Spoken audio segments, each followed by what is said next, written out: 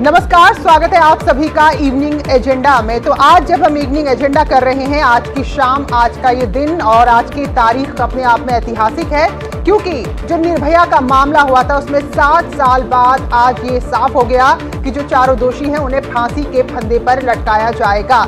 लेकिन इसके साथ ही सवाल ये उठ रहे हैं कि एक ऐसा मामला जिसने पूरे देश को हिलाकर रख दिया था और बाकायदा फास्ट ट्रैक कोर्ट में जिसकी सुनवाई हो रही थी, उसमें भी अगर 7 साल तक इंतजार करना पड़े तो क्या इससे स्थिति की और ज्यादा गंभीरता के बारे में जानकारी नहीं मिलती? क्या ये फैसला हमें ये सोचने पर मजबूर नहीं करता कि सुरक्षा को लेकर तो सवाल है ही, और सवाल ये भी है कि हमारी न्याय व्यवस्था में इतना वक्त क्यों लग जाता है? बहरहाल इन सब के बीच एक बहुत बड़ी जीत है निर्भया के माता पिता की और उन लोगों की जिन्होंने लगातार प्रदर्शन किए थे, और अब जाकर इस मामले में फिलहाल चारों दोषियों को फांसी की सजा सुना दी गई है। तो थोड़ी सी रिपोर्ट देखिए, लोगों का क्या कुछ कहना है इस पूरे मामले पर, उसके बाद इसी मसले पर करेंगे आज चर्चा।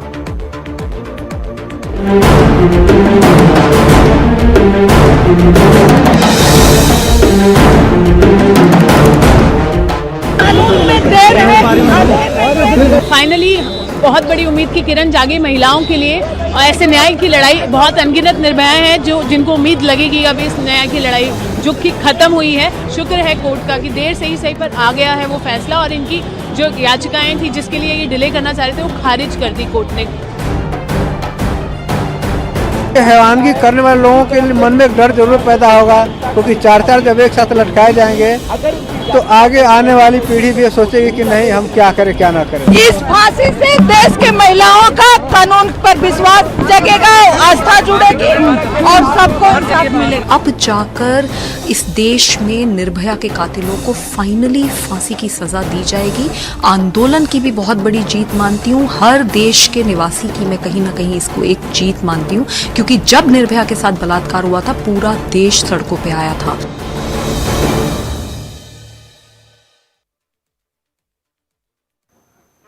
तो निर्भया की मां कह रही हैं कि एक बार फिर से साफ हो गया कि कानून के घर में देर है, अंधेर नहीं है। लेकिन एक और बात जो हम सुनते आते हैं, जस्टिस डिलेड जस्टिस डिनाइड। तो इन दोनों बातों में से किस बातों को यहां पर हम माने? क्योंकि आज का ये ऐतिहासिक दिन, ऐतिहासिक फैसला अपने साथ नजीर तो लेकर आया ही है, साथ में कई सारे सवाल भी लेकर आया है। और खास मेहमान हमारे साथ जुड़ चुके हैं, हमारे सहयोगी भी जुड़े हैं हमारे साथ। सुशील पांडे हमारे सहयोगी पटियाला हाउस कोर्ट से जुड़े हैं, जहां आज ये ऐतिहासिक फैसला सुनाया गया है। इसके अलावा साधना जग्गी सोशल एक्टिविस्ट है, सामाजिक कार्यकर्ता है, लखनऊ से हमारे साथ जुड़ी हैं। राजेश राय पूर्व IPS अधिकारी हैं, कानूनी पहलू इसके बताएंगे और कार्रवाई को लेकर बताएंगे, लखनऊ से हमारे साथ जुड़े हैं। आकृति भाटिया राजनीतिक विश्लेषक हैं, वो भी हमारे साथ जुड़ी हैं। और अनुराग सिंह वकील हैं, जो बताएंगे कि अब आगे और क्या रास्ते इन दोषियों के पास बचते हैं। तो बहुत बहुत स्वागत आप सभी का हमारे कार्यक्रम में। तो सुशील, सबसे पहले आप ही के पास आती हूं, क्योंकि आप उस जगह पर खड़े हैं, उस अदालत के सामने खड़े हैं जहां से आज ये ऐतिहासिक फैसला आया है।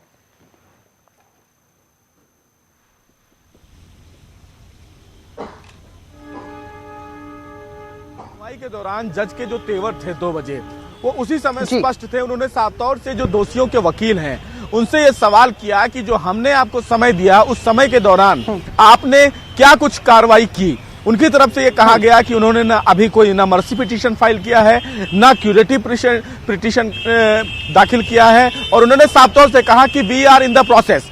इस पर जज ने सवाल खड़ा किया कि जब हमने आपको इतना समय दिया तो आपने कार्रवाई क्यों नहीं की। अमाइकस क्यूरी की तरफ से भी कोर्ट में ये कहा गया कि अभी वो कुछ केस स्टडी कर रहे हैं, लिहाजा समय दिया जाना चाहिए। इसी बीच निर्भया के जो वकील थे और दिल्ली पुलिस की तरफ से पब्लिक प्रोसिक्यूटर थे, उन्होंने कोर्ट में कहा कि अभी जो रिपोर्ट आई है तिहाड़ की, उस रिपोर्ट के मुताबिक ये तमाम दोषी जो हैं उन्होंने जो लीगल बैटल है, यानी कि जो कानूनी विकल्प है, वो कहीं नहीं कुछ दायर किया है। लिहाजा कोर्ट के पास ये अधिकार है कि इन तमाम दोषियों के खिलाफ डेथ वारंट जारी किया जा सकता है। कोर्ट फिलहाल इन तमाम की दलीलों को सुनने के बाद संतुष्ट हुआ। उन्होंने ये ऑर्डर दिया तिहाड़ को कि वीडियो कॉन्फ्रेंसिंग के द्वारा इन तमाम दोषियों को पेश किया जाए, उसके बाद वो अपना फैसला सुनाएंगे। जब तमाम दोषियों को वीडियो कॉन्फ्रेंसिंग के द्वारा पेश किया गया तो ये सवाल किया गया कि आप लोगों ने क्या कानूनी विकल्प आजमाए हैं। उन्होंने कहा कि अभी हमें इस मामले में कोई भी जानकारी नहीं है, हमारे वकील काम कर रहे हैं। इसी बीच फिलहाल कोर्ट ने एक बड़ा फैसला सुनाते हुए डेथ वारंट जारी कर दिया। अब ये साफ है कि 22 जनवरी को सुबह 7:30 बजे इन तमाम दोषियों को फांसी की सजा दे दी जाएगी। जी जी बिल्कुल। अनुराग सिंह हमारे साथ हैं, वकील हैं। तो अनुराग जी जरा आप समझाइए, आज जो फैसला सुना दिया गया, जो सजा सुना दी गई, इसके बाद से लेकर 22 तारीख तक क्या कुछ और रास्ते इन दोषियों के पास बचते हैं?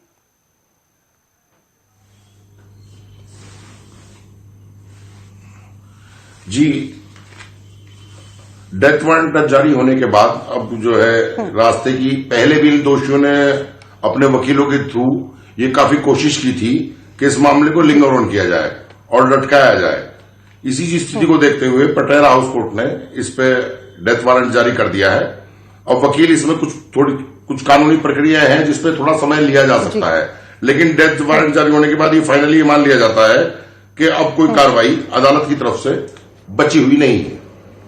जी चलिए, अब मैं रुख करूंगी, हमारे जो और पैनलिस्ट जुड़े हैं हमारे साथ, राजनीतिक तौर पर भी सक्रिय हैं, सामाजिक तौर पर भी सक्रिय हैं और पुलिस में भी अधिकारी रह चुके हैं। साधना जी, आज जब ये फास्ट ट्रैक कोर्ट का फैसला भी 7 साल बाद आया, तो क्या संतुष्ट है इससे? वक्त लग गया लेकिन सही फैसला आया।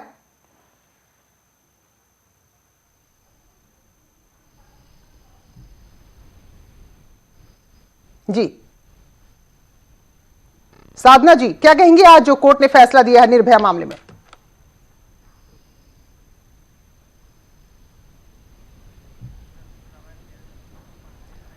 चलिए आकृति जी, आपके पास में आती हूं। आप राजनीतिक विश्लेषक भी हैं, क्योंकि बहुत सारे जो हमने कहा कि सवाल भी इस फैसले के साथ खड़े होते हैं। निर्भया की मां का वो बयान कि देर है अंधेर नहीं है, और एक वाक्य जो हम लगातार सुनते आए हैं, जस्टिस डिलेड जस्टिस डिनाइड। तो क्या लगता है आज जीत हुई है कानून की, या फिर बहुत सारे सवाल भी अपने संग फैसले के साथ जुड़ गए हैं? जान अटकी हुई थी उस फैसले के लिए, और फाइनली आज वो आया है, उनके लिए एक तरह से बिल्कुल जीत है, उसको मानना चाहिए। बिल्कुल। और सब लोग जो हैं इस निर्णय के लिए बहुत तत्पर थे, और तमाम जो देश में केसेस आए हैं उस पे भी हम यही चाहेंगे कि जल्दी से जल्दी सजा आए। लेकिन इसमें दिक्कत ये है कि ये फास्ट ट्रैक केस जो है, ये बोला गया था, इसके बाद जस्टिस वर्मा कमेटी बनी थी, बहुत कुछ हुआ था, उसके बावजूद भी 7 साल लग गए। तो ये एक बहुत बड़ा जो है कहीं ना कहीं गैप भी हमने देखने को मिला है। और फिर हम देखते हैं हैदराबाद जैसा केस जिसमें एनकाउंटर कर दिया जाता है, वो भी बिल्कुल एक तरह से एक पूरी कंट्रोवर्शियल केस था, जिसमें अभी तक सिद्ध नहीं हुआ था किसी भी तरीके से कि वही 4 लोग इन्वॉल्व थे। लेकिन यहाँ पे ये जो केस का निर्णय आया है, ये बहुत बड़ा एक संदेश देता है कहीं ना कहीं मुजरिमों को भी, कि वो थोड़ा सा अब सतर्क हो जाए, क्योंकि यहाँ पे जो जीत हुई है वो दरअसल सिविल सोसाइटी की भी एक तरह से मैं कहना चाहूंगी जीत हुई है, क्योंकि निर्भया केस में लगातार मोबिलाइजेशन बना रहा। बहुत सारे ऐसे केसेस हैं जिसके ऊपर इतना कहीं ना कहीं दिल्ली के वजह से भी कहीं ना कहीं थोड़ी सी और इनको अटेंशन मिल जाती है। लेकिन अगर आप उन्नाव केस को भी देखें, और तमाम बहुत सारे ऐसे केसेस हैं जिसपे अभी तक ठीक तरह से कोई सुनवाई नहीं हुई है, कार्रवाई नहीं हुई है, और अभी तक इंसाफ के लिए लोग अभी भी डटे हुए हैं। लेकिन साथ ये भी कहना पड़ेगा कि इस इंसाफ के फैसले से ये नहीं सिद्ध होता कि केसेस नहीं हो रहे हैं, महिलाएं आज भी उत्पीड़न हो रही हैं, एसिड अटैक हो रहे हैं, हैरेसमेंट केसेस भी हो रहे हैं, और ये बढ़ रहे हैं देश भर में। बिल्कुल आकृति, सवाल क्योंकि ये भी है, क्योंकि हम सब जानते हैं और आप तो और करीब से जानती होंगी आकृति, कि अगर हम यूपी की ही बात करें तो जो ऑन रिकॉर्ड मामले हैं इस वक्त, शायद वो लगभग 60 से 70 हजार या और ज्यादा मामले भी रेप के और पॉस्को मामले के तहत हैं, लेकिन ये पेंडिंग पड़े हैं। तो ऐसे में 2004 और आज 2020, 2004 में फांसी की सजा दुष्कर्म के मामले में, बलात्कार के मामले में दी गई थी, उसके बाद आज ये सजा आई है, जबकि इस बीच लाखों हजार महिलाओं के साथ दुष्कर्म हो गया, बच्चियों के साथ दुष्कर्म हो गया। ये बहुत बड़ा सवाल है। तो साधना जी, अगर मेरी आवाज मिल रही है तो आज के फैसले को किस तरह से आप लेती हैं?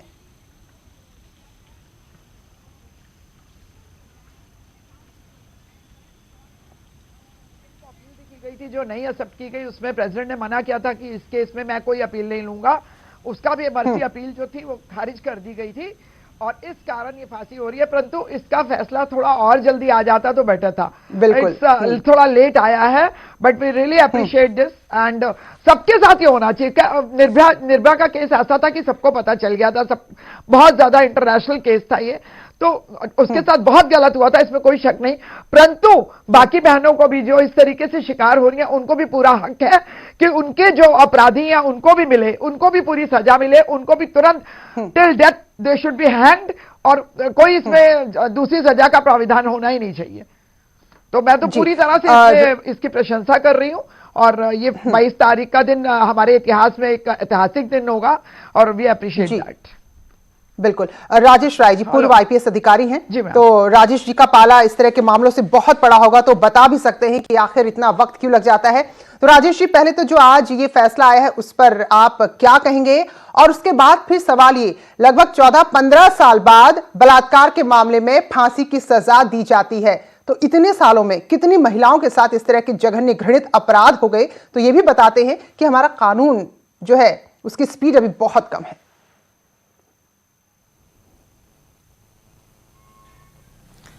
एक तो जो ये फैसला तो ये पहले ही आ गया था, लेकिन उसके बाद अपील और उसके बाद जो है वो मर्सी पिटीशन और इन सब चीज़ों के बीच में वो समय उसमें जाता रहा। फिर फाइनली होने के बाद भी जब वो ये सज़ा सुना दी गई कि जो है फांसी दी जानी है, तब से लेकर के डेथ वारंट के समय में उसको, क्योंकि जो अभियुक्त है वो उसके जो वकील हैं वो सब लोग किसी न किसी रूप में कानूनी दाव पेच का फ़ायदा उठा करके उसको लिंकर ऑन करने की कोशिश करते हैं, और वही इसमें किया गया। हालांकि ये करीब करीब सर्टेनिटी थी, इसमें कोई गुंजाइश नहीं थी। जिस तरह का ये केस था, जिस तरह का एविडेंस था, जिस तरह की सारी चीज़ें थी उसमें तो ये सज़ा होनी ही होनी थी। केवल बात थी कि लोग उसको कानूनी प्रक्रिया में उलझा करके डिले करना चाहते थे, लेकिन उस डिले से कोई लाभ नहीं हुआ। और कम से कम अब ये जो एक फाइनली एक जो लोगों ने संतोष की सांस ली कि जो इन अभियुक्तों ने जितनी निर्दयता से और जितने क्रुएलिटी से इस घटना को अंजाम दिया था, जिससे पूरा भारतवर्ष है वो एकदम बिल्कुल जिसे कहते हैं कि उसको आक्रोशित हो उठा था, तो वो उसका एक सजा उसको मिलेगी, और ये एक बहुत अच्छी बात है। और जहाँ तक बात डिले की है, तो देखिए इस प्रकरण में भी जो है फास्ट ट्रैक कोर्ट में केस चला, और केस चलने के बाद सारे एविडेंसेस रखे गए सामने, और वहाँ से तो फैसला जल्दी ही आया।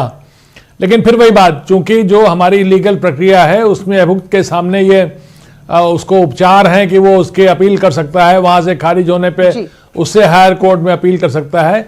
ये जो समय है वहाँ पर, अब वहाँ हर जगह पूरी फास्ट ट्रैक प्रक्रिया, ये जो प्रक्रिया है ये फास्ट ट्रैक केवल डिस्ट्रिक्ट जज और वहाँ के लोअर कोर्ट से न होकर के इस प्रक्रिया को तो यहाँ से लेके ऊपर तक फास्ट ट्रैक होना चाहिए ऐसे मामलों में, लेकिन वो अभी उस तरीके से नहीं है, जिसकी वजह से ये डिले हुआ। लेकिन फिर भी कम से कम आज हिंदुस्तान के लोग कम से कम ये संतोष की सांस ले रहे हैं कि जो ऐसे दरिंदे हैं, वो बात ये नहीं है कि जो लोग हैं उनकी मौत को लोग देख करके खुश होना नहीं चाहते, लोग जश्न नहीं मनाना चाहते किसी की मौत पर, लेकिन जिस तरीके से एक बच्ची के साथ दरिंदगी हुई थी और जिन लोगों ने इसको परपेट्रेट किया था, उनको एक जो उचित समुचित सजा मिलनी चाहिए, और ऐसी सजा मिलनी चाहिए जो औरों के सामने मिसाल हो, जिसकी वजह से और लोग इस तरह की घटना करते समय 20 बार सोचे कि हाँ ये भी एक हमारा परिणाम हो सकता है, अगर हमने किया है तो हम भी जो है असमय मौत के मुंह में जा सकते हैं। ये बात कम से कम लोगों के जहन में,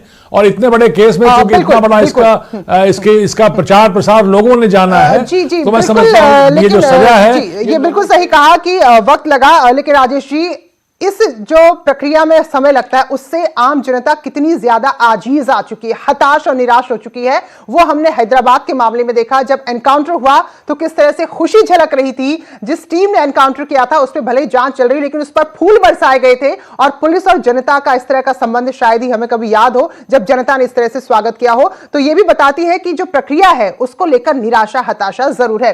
प्रीति हमारी सहयोगी इस वक्त हमारे साथ जुड़ी हुई है। तो प्रीति, दिल्ली की इन सड़कों में हमने तब देखा था, सर्दियों के ही दिन थे, 16 दिसंबर को घटना हुई थी जब सैलाब उमड़ा था और न्याय की मांग हो रही थी। तो 7 साल बाद अब फैसला आ गया है।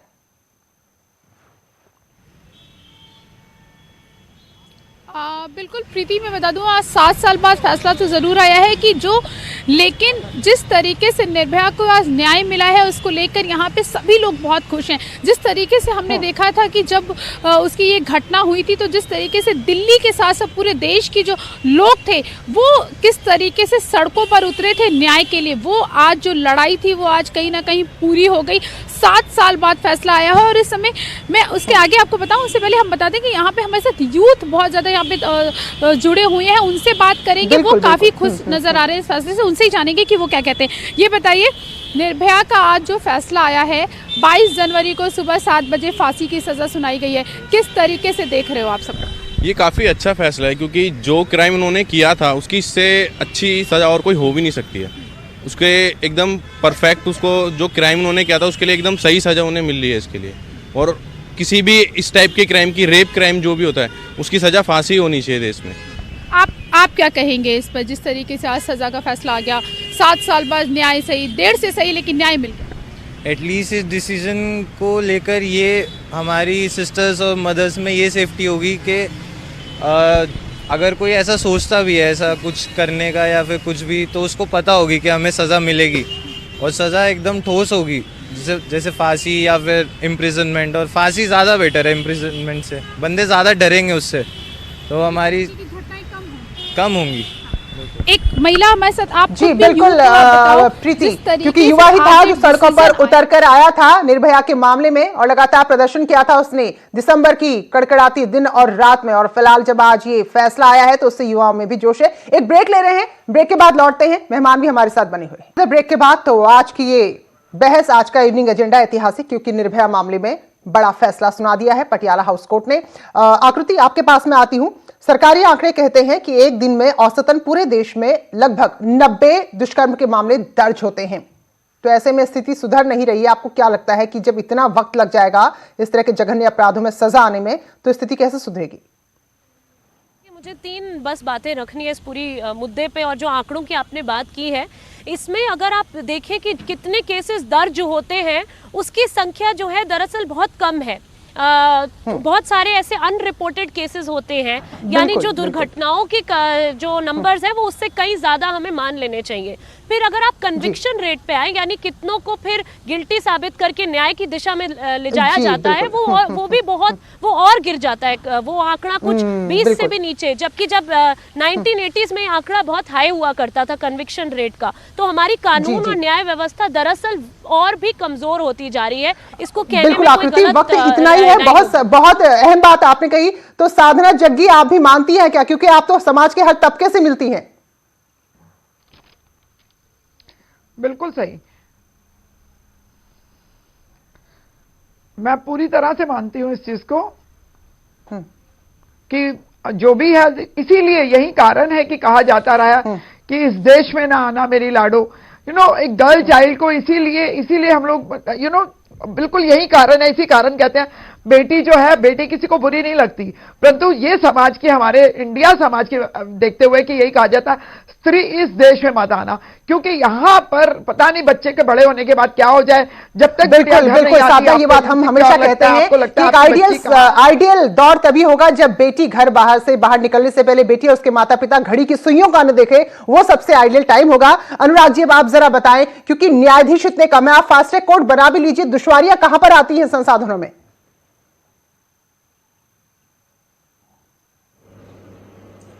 एक्चुअली क्या है कि ये प्रक्रिया ही ऐसी है न्याय की। आपको लोअर कोर्ट से गुजरना होगा, फिर हाई कोर्ट होंगे, फिर सुप्रीम कोर्ट होंगे और फिर राष्ट्रपति तक की स्थितियां इनमें रहती हैं। तो ये इतना आसान नहीं है इन सब प्रक्रियाओं को बदलना। प्रशासन, शासन और सरकारें इसके लिए काफी प्रयास कर रही हैं। थोड़ा समय लगता ही है इस प्रक्रिया में। जिस प्रक्रिया को आपका रिपोर्टर ग्राउंड से रिपोर्टिंग करता है, तब आपको देता है, आप न्यूज बाहर देते हैं, एक यही प्रक्रिया है। पहले ट्रायल को चलना होता है डिस्ट्रिक्ट कोर्ट में, फिर उसे हाई कोर्ट में, फिर उसे सुप्रीम कोर्ट में, और फिर दया याचिका पे समय लिया जाता है। एक लंबा समय इस प्रक्रिया में हमेशा लगता ही है, प्रक्रिया में लग जाता है। राजेश राय जी, क्योंकि पुलिस की भूमिका बहुत महत्वपूर्ण होती है, आईपीएस आप रही, तो जरा बताइए कि इस तरह के मामलों में छानबीन में, गवाहों को तैयार करने में या उनको बनाए रखने में कितनी बड़ी चुनौती होती है, क्योंकि वक्त इसमें भी बहुत लग जाता है।